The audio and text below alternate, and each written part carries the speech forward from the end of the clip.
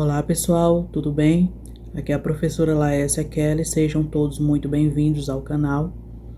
Eu quero convidar você a ficar comigo até o final do vídeo, onde hoje nós vamos abordar o filo Molusca, também conhecido como moluscos. Esse filo é representado principalmente por seres marinhos, embora haja algumas espécies terrestres e outras de água doce. Esse termo molusca vem do latim mollis, que significa corpo mesmo mole. Várias espécies do mar são utilizados como alimento pelo ser humano, como polvo, lula, caracol, ostras, mexilhões.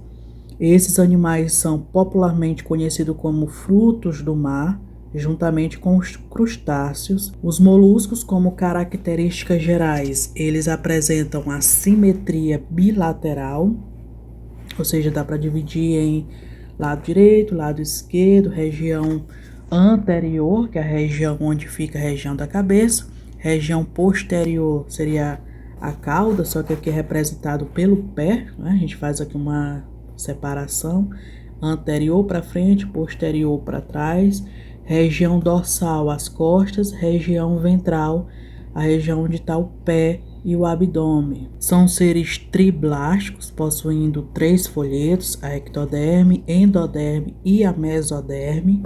Essa mesoderme delimita um espaço que é o chamado celoma.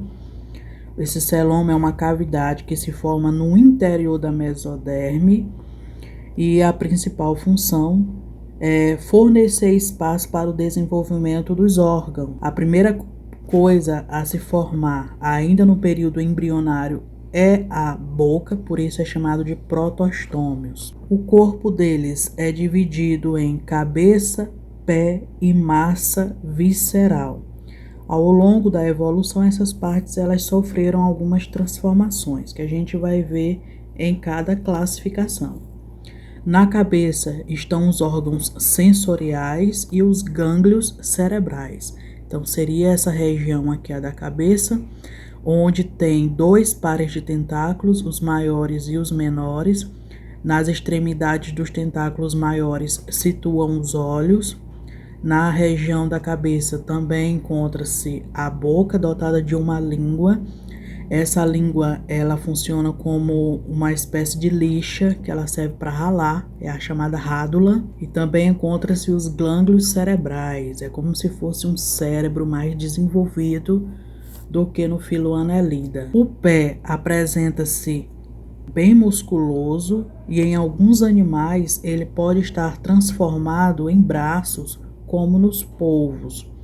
E a região da massa visceral, aqui no exemplo do caracol, ela fica protegida pela concha. Ela é revestida por uma dobra de pele, que é o manto ou páleo, que delimita uma cavidade entre ela e a massa visceral, que é chamada cavidade paleal ou cavidade do manto. Nessa cavidade paleal estão as aberturas do sistema digestivo e o excretor, assim como as brânquias, nas espécies que vivem dentro d'água, que tem respiração branquial, e nas espécies terrestres possuem pulmões. Nessa epiderme do manto há glândulas que secretam essa concha calcária, é uma estrutura rígida e resistente à decomposição.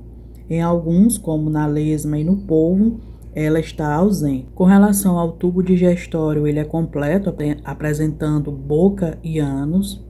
A maioria dos moluscos apresenta na boca uma estrutura característica do grupo, que é a presença da rádula. Esse termo rádula vem do latim e significa pequeno raspador. Com esse órgão, o animal ele raspa as algas que ficam incrustadas nas pedras e outros alimentos presos nessas pedras e envia esse alimento preso para o tubo digestivo. A maioria dos moluscos é aquática, portanto, tem respiração branquial. As brânquias retiram o oxigênio dissolvido na água, que é levado pelo sangue para todas as células do corpo. Em alguns caracóis, que são terrestres, a respiração ela é do tipo pulmonar. A cavidade paleal ela vai se transformar numa câmara cuja parede é irrigada de sangue. Essa câmara funciona como pulmão, retirando o oxigênio mesmo diretamente do ar, por isso nós chamamos de respiração pulmonar, enquanto que em algumas lesmas as trocas gasosas ocorrem diretamente mesmo pela pele. Essa pele ela é mais permeável e deve estar sempre úmida, por isso nós falamos em respiração cutânea. Na maioria dos moluscos, a circulação é aberta, ou seja, o sangue ele não fica totalmente preso dentro dos vasos sanguíneos. No polvo e na lula, que são animais maiores, a circulação é fechada, onde o sangue circula sempre dentro dos vasos sanguíneos. O polvo e a lula, eles possuem olhos bem desenvolvidos, né, semelhantes ao dos vertebrados, inclusive é capaz de formar imagens e imagens coloridas. Em outros moluscos, como a ostra e o mexilhão, os órgãos visuais são mais simples e capazes apenas de captar a luz do dia. São células fotossensíveis ou fotorreceptoras. Existem espécies dioicas ou monóicas, conforme a gente vai estudando cada espécie, aí eu vou diferenciando de acordo com a reprodução. Lembrando que seres dioicos são seres de sexo separado, né? Tem o macho e tem a fêmea, e monóicos são os mesmos que hermafroditas. Mas embora exista o hermafroditismo, eles não são capazes de se autofecundar. Há necessidade de um outro parceiro para promover essa fecundação cruzada. Seres monóicos ou dioicos, eles liberam os gametas na água, né? A fecundação ocorre de forma externa. A formação do ovo já nasce o indivíduo completo, então o desenvolvimento é direto, ou então passa por uma fase larval. As larvas recebem um nome, eu coloquei aqui embaixo, elas recebem o nome de trocófora, véliger ou gloquídeo. Os gastrópodes, esse nome gastrópode deve-se ao fato do pé ficar localizado na região ventral. Podos vem de pé e gastro vem de ventre, vem de abdômen. E realmente, quando você analisa o animal, você vê que o pé está ligado mesmo na região ventral.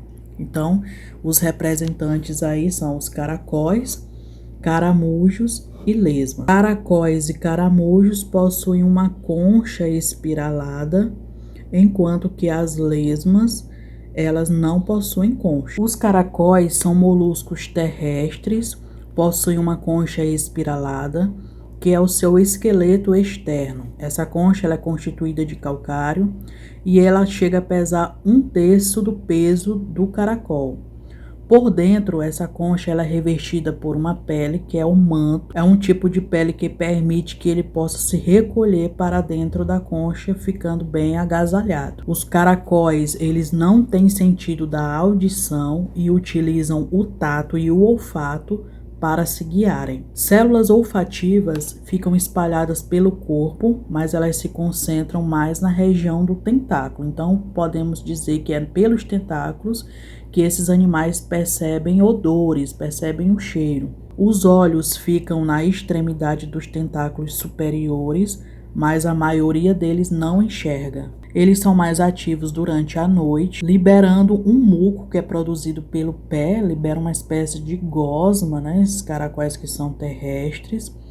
Essa gosma serve para facilitar o rastejamento, diminuindo o atrito com o solo. Ao lado aqui da região da boca, ao lado mais ou menos aqui, vamos dizer que aqui seja um pescoço, encontra-se o aparelho genital. Mais posteriormente, depois do aparelho genital, fica 2 entradas embaixo da concha. A entrada superior é a entrada do ar, que vai se ramificar pelos pulmões. E também existe um outro orifíciozinho, que é o ânus. Os caracóis, eles se alimentam de diversas plantas, por isso a gente vê tanto nos jardins e hortas.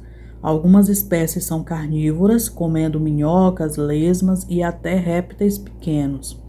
Eles consomem todos os dias cerca de 40% do peso dele, onde eles utilizam uma língua, que é um órgão parecido com uma lixa, com várias protuberâncias, que tem a função dos dentes. A ponta da língua serve para raspar o alimento e esses pequenos dentes que ficam na superfície servem para cortar. O caracol, ele é hermafrodita, porém necessita de um parceiro para realizar o acasalamento e a fecundação.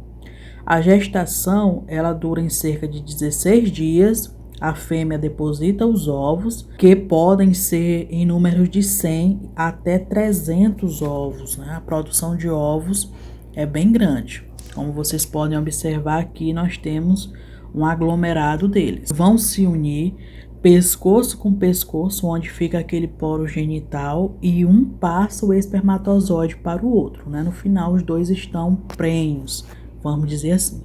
Depois existe a deposição desses ovos. Dos ovos nasce o indivíduozinho, o desenvolvimento é do tipo direto. Qual a diferença entre caracol, caramujo e lesma? O caracol, ele é terrestre, né? Preferindo principalmente ambiente úmido.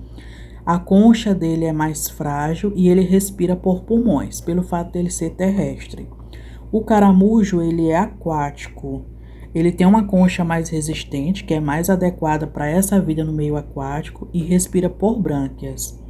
Já a lesma, ela não tem concha, ela pode ser encontrada tanto em ambiente terrestre e úmido quanto ambiente aquático. Inclusive, existem lesmas marinhas. A segunda classificação aqui são dos bivalves ou pelecípodes. No grupo deles estão as ostras, os mexilhões e os mariscos.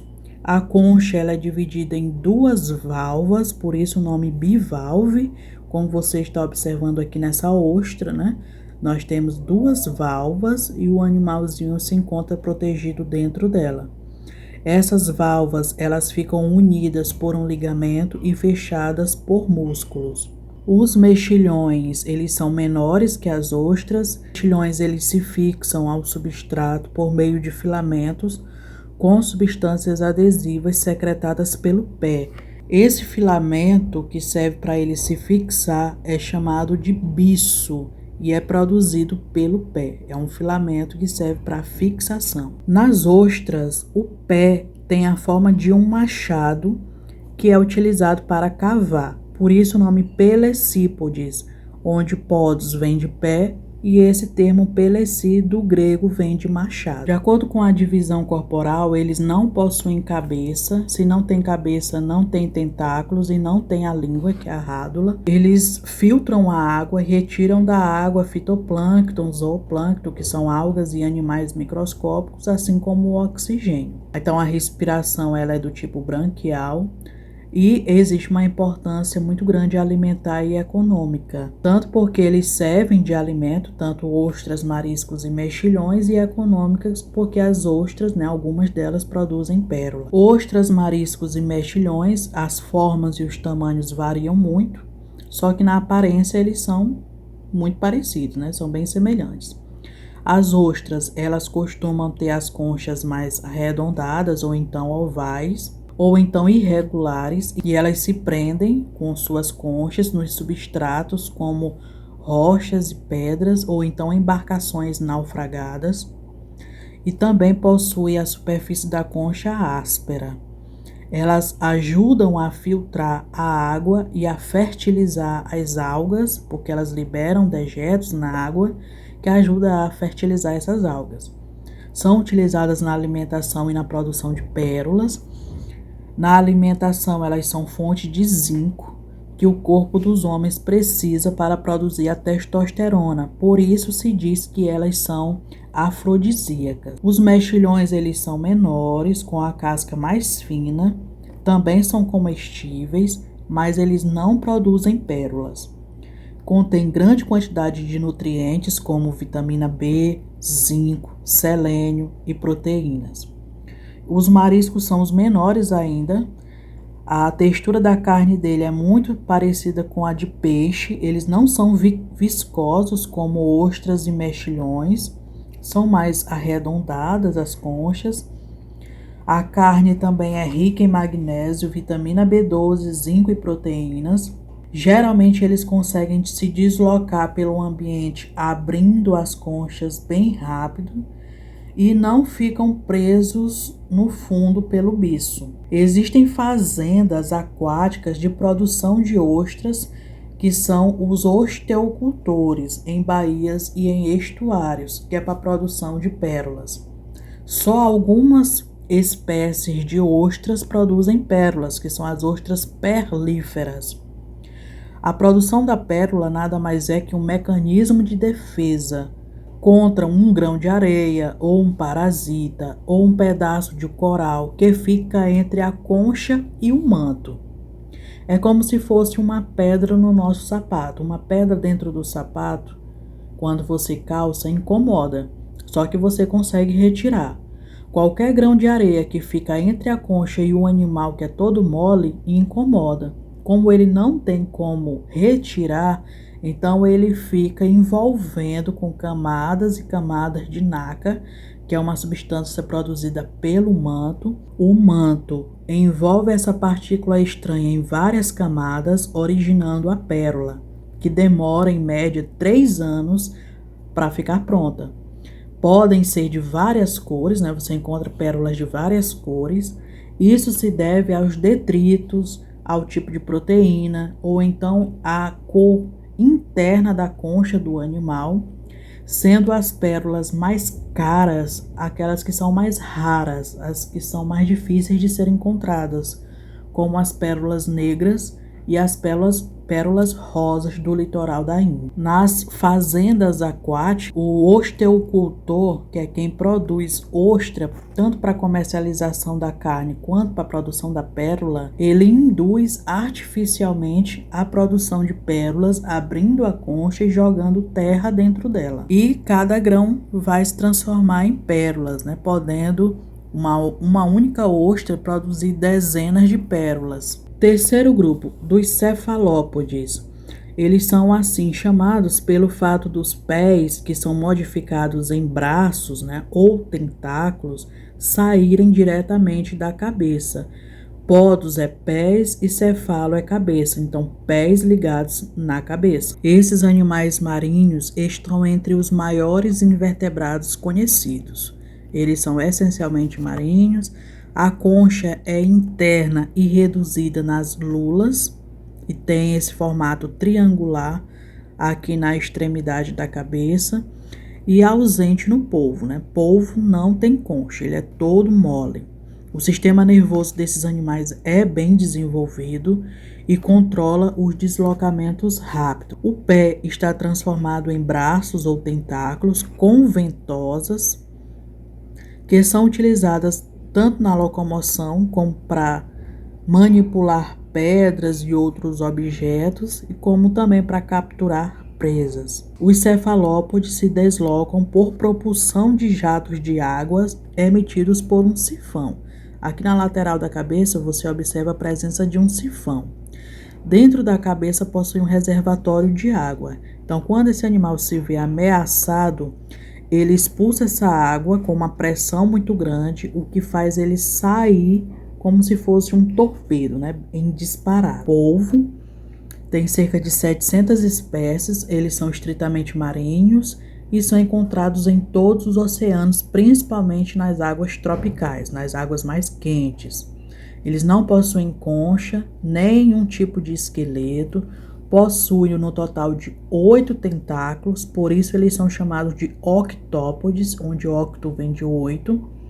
Esses tentáculos são usados na locomoção e eles podem fazer um fenômeno chamado autotomia.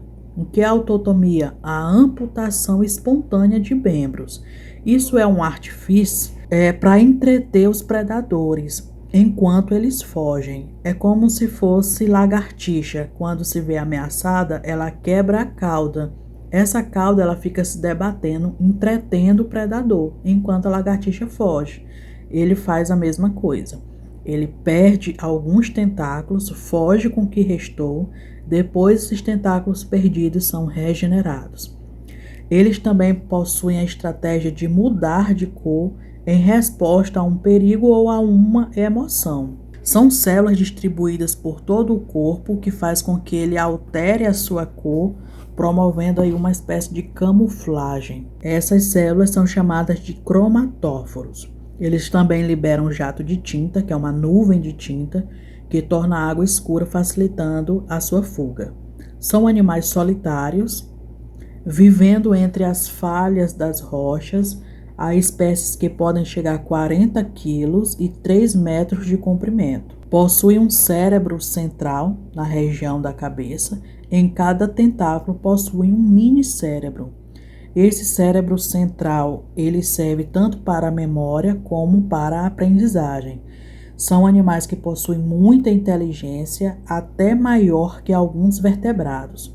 Os olhos são desenvolvidos, a visão ela é binocular, como a visão humana, formando imagens coloridas. Os braços são flexíveis, possuem ventosas, que dá a capacidade de sentir a textura de objetos e o cheiro deles, e ajudam tanto na locomoção quanto na alimentação. A reprodução deles é do tipo sexuada. A fêmea libera o hormônio na água que atrai o macho.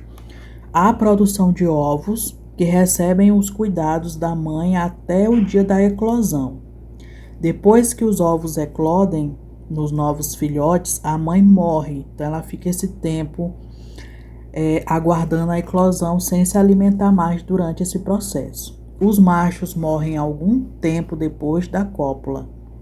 Quando nascem, os polvos jovens eles ficam na superfície da água se alimentando do zooplâncton. E quando eles estão mais adultos, eles ficam nas regiões mais profundas. São carnívoros, comendo peixes, crustáceos, e é comum também o canibalismo, né? Eles comem uns aos outros. Servem de alimento em algumas culturas, né? Muitas culturas ao redor do mundo comem polvos. A lula, que é essa daqui do lado, ela possui uma concha dura, uma concha interna na cabeça. Todo o resto do corpo é mole. São decápodes, possuindo 10 tentáculos. A respiração dela é do tipo branquial. Possuem nadadeiras com um formato triangular, na extremidade da nadadeira é triangular. Tem aproximadamente 300 espécies. Também produzem a tinta, que serve para proteção, que ela é expelida por um funil, também usado na locomoção por jato propulsão. São rápidas e ágeis nadadoras. São capazes também de mudar de cor, né, que é a camuflagem. Comem peixes, camarões, caranguejos, comem outras lulas. Para comer, ela conduz a presa até a mandíbula, que tem um formato de bico, com os quais ela rasga e corta a presa. Também, assim como os polvos são dioicos, sexos separados, produzem os ovos. A fecundação ocorre na água, fecundação externa. Os ovos eclodem em 4 a 8 semanas, dependendo da espécie. Esses filhotes comem plâncton, tanto fitoplâncton quanto zooplâncton, até ficarem adultos. O tempo de vida da lula é curto. O ciclo todinho de vida, do nascimento até a morte, se completa em 1 ano. Após o acasalamento, elas morrem. Há uma espécie misteriosa, né, que é a lula gigante do Oceano Atlântico, que é o maior invertebrado do mundo, podendo pesar 500 quilos e medir 18 metros. Os olhos, para você ter uma ideia do tamanho da lula gigante do Atlântico, são comparados a bolas de futebol. Então essa foi a nossa aula, espero que vocês tenham gostado de conhecer acerca desses animais e as suas curiosidades. Até o nosso próximo vídeo, fiquem com Deus, tchau, tchau.